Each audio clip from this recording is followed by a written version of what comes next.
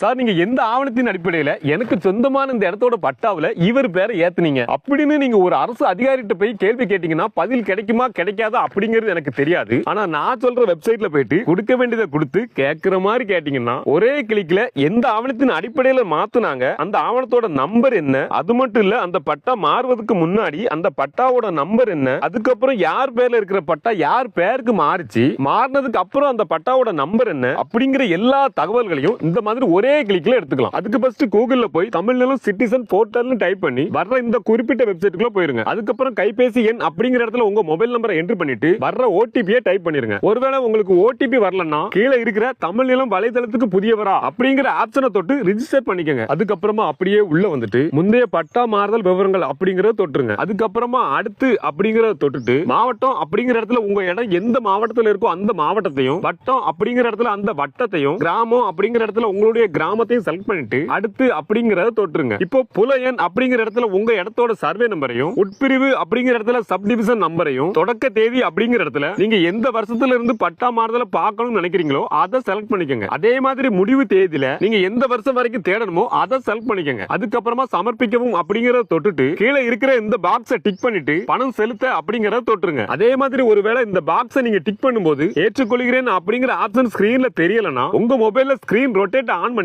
அப்படியே கீழே வந்தீங்கன்னா காட்டிரும். இப்போ ஆன்லைன்ல நீங்க கொடுக்க வேண்டியதை கொடுத்துட்டீங்கன்னா இந்த மாதிரி ஸ்கிரீன் ஒன்னு ஓபன் ஆகும். அந்த ஸ்கிரீன்ல இருக்கிற ஒப்புகை சீட்டு அச்சிடுக அப்படிங்கறத தொட்டீங்கன்னா நீங்க அரசாங்கத்துக்கு கொடுக்க வேண்டியதை கொடுத்ததுக்கான பில்லு டவுன்லோட் ஆயிரும்.